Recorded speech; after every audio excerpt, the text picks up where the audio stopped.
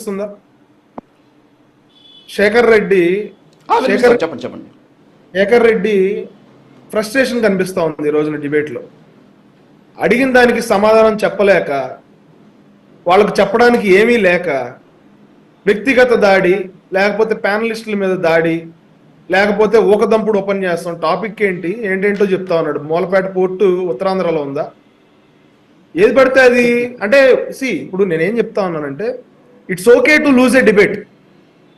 మనం ఎదుటి వాళ్ళు ఒక మంచి పని చేసినప్పుడు ఆ మంచి పని మంచి చేశారని పొగట్టం కూడా హుందాతనంగా ఉంటుంది. రాజుగారు, ఈ రోజున పవన్ కళ్యాణ్ గారు ఎవ్వరూ చేయలేని సాహసం చేసి, చెప్పండి, 75 సంవత్సరాల స్వతంత్ర భారతదేశంలో ఎవ్వరూ చేయలేని ఒక కార్యక్రమానికి శ్రీకారం చుట్టినప్పుడు పార్టీలకు అతీతంగా ఆ విషయాన్ని పొగిడితే హుందాగా ఉంటుంది. ఒకరోజు డిబేట్ ఓడిపోయినంత మాత్రాన మన దగ్గర ఆ విషయం లేనట్టు కాదు. అది శేఖర్ రెడ్డి గారు తెలుసుకోవాలి. ఈ రోజున పవన్ కళ్యాణ్ గారు చేపట్టిన కార్యక్రమాన్ని శేఖర్ రెడ్డి గారు ఆయన స్టార్టింగ్ రిమార్క్స్ లోనే పొగిడుంటే చాలా హుందాగా ఉండేది, ఆయన రేంజ్ మారిపోయేది. కానీ ఆయనకి చెప్పడానికి ఏమీ లేక సాహెబ్ గారినేమో మీదే ఊరు అని అడుగుతా ఉన్నారు. వైజాగ్ జిల్లా లేకపోతే ఉత్తరాంధ్ర అరకులో గంజాయి సాగు వైసీపీ చేస్తా ఉందని చెప్పడానికి మన్యం జిల్లాలోనే పుట్టాలా సార్? లేకపోతే ఉత్తరాంధ్రలోనే పుట్టాలా? భారతదేశంలో ఏ మూలన పుట్టినా సరిపోతుంది, భారతదేశంలో పుట్టకపోయినా సరిపోతుంది. పలానా చోట తప్పు జరుగుతుంది అని చెప్పడానికి ఒక హక్కేం ఉండవసరం లేదు, రైట్ ఏం ఉండవసరం లేదు. ఎవరైనా చెప్పొచ్చు. ఒక తప్పు జరుగుతుంది అన్నప్పుడు ఎవరైనా దాన్ని బయటికి చెప్పొచ్చు. వైఎస్ఆర్సీపీ అధికారంలో ఉన్నప్పుడు ఏం చేశారయ్యా మీరు అంటే అసలు ఒప్పుకోవడానికి మనసు రావట్లేదు ఆయనకి. నేను ట్రెక్కింగ్ చేస్తాను, నేను వైజాగ్ వాసిని, నేను ఊరంతా తిరిగాను, ట్రెక్కింగ్ చేశానంటే మీకు కనపడలేదు ఆ రోజున? మొత్తం ఈ మూల నుంచి ఆ మూలకి ఉత్తరాంధ్ర అంతా తిరిగానని చెప్తున్న శేఖర్ రెడ్డి గారు మరి వైఎస్ఆర్సీపీ నాయకుడికి చెప్పలేకపోయాడే. అన్న, ఇక్కడ గిరిజన ప్రాంత వాసులు ఇబ్బంది పడతా ఉన్నారు, గిరిజనులు ఇబ్బంది పడతా ఉన్నారు, డోలీలు పట్టుకుని హాస్పిటల్కి వెళ్తా ఉన్నారు, నడి రోడ్డు మీద ప్రసవం అవుతా ఉంది, రాళ్లు గుచ్చుకుని రక్తం ఓడుతా ఉంది వాళ్ళ కాళ్ళు, తాగడానికి మంచినీళ్లు లేవు, పిల్లలు చదువుకోవడానికి ఇబ్బంది పడతా ఉన్నారు, యువకులకు ఉపాధి లేదు. ట్రెక్కింగ్ చేశాను నేను ఇక్కడ, సుందరంగా ఉంది ఉత్తరాంధ్ర, అరకు మన్యం జిల్లాలు చాలా అద్భుతంగా అందంగా ఉన్నాయి. మనం దాని మీద టూరిజం డెవలప్ చేయాలన్నా అక్కడ యువతకు ఉపాధి అవకాశాలు వస్తాయి, వాళ్ళందరినీ మనం ఎంపవర్ చేయొచ్చు, వాళ్ళ జీవన స్థితిగతులు మెరుగుపడతాయని చెప్పి శేఖర్ రెడ్డి గారు ఎందుకు చెప్పలేకపోయాడు? ట్రెక్కింగ్ చేసిన వ్యక్తి.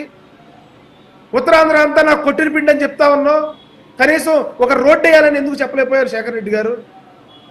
39 కిలోమీటర్ల సీసీ రోడ్లు ఈ రోజు వేస్తా ఉన్నారు, 19 రోడ్లు శంకుస్థాపన జరిగింది, 55 గ్రామాలకి కనెక్టివిటీ మెరుగుపడతా ఉంది, 3782 పైచీలకు గిరిజన కుటుంబాలు అక్కడ లబ్ధి పొందుతా ఉన్నారు.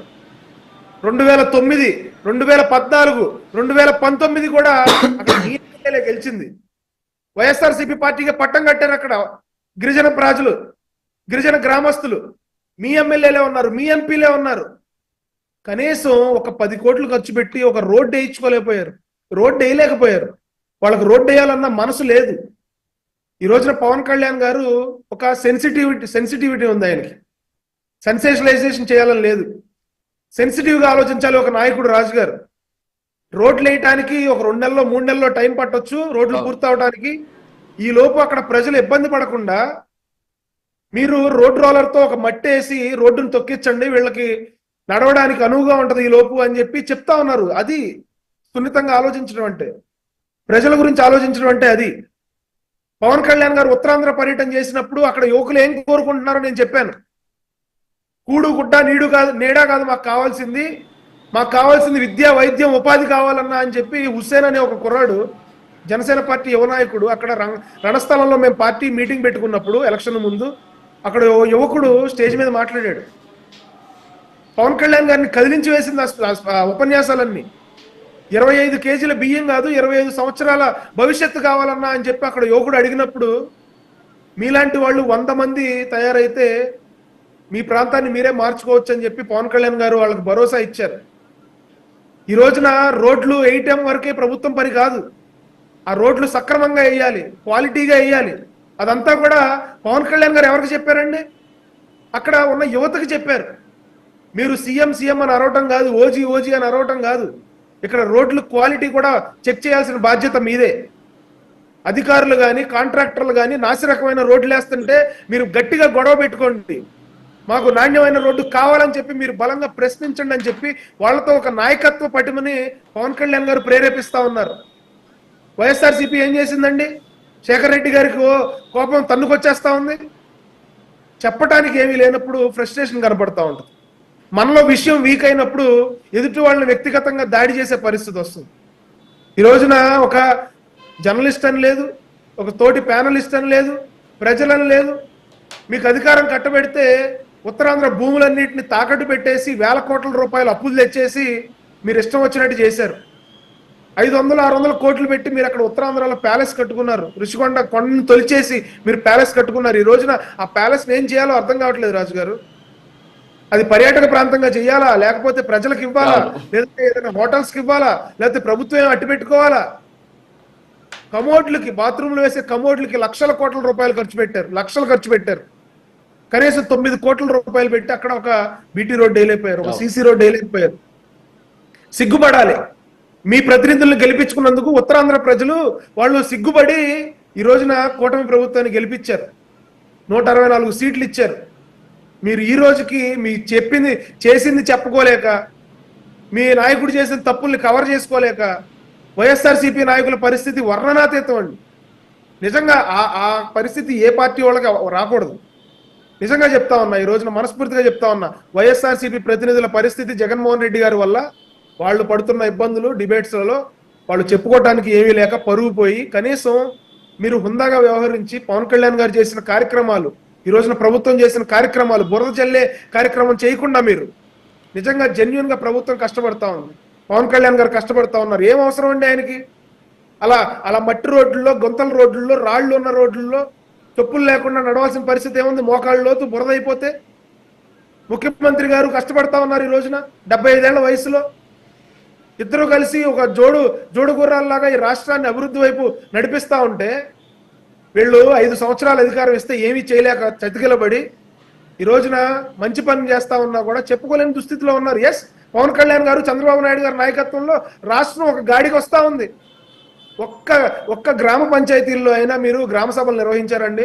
సిగ్గుపడాలి వైఎస్ఆర్సీపీ వాళ్ళు, సిగ్గుపడాలి. 50 లక్షల మందితో ఒకేసారి గ్రామ పంచాయతీల్లో గ్రామ సభలు నిర్వహించారు కూటమి ప్రభుత్వం.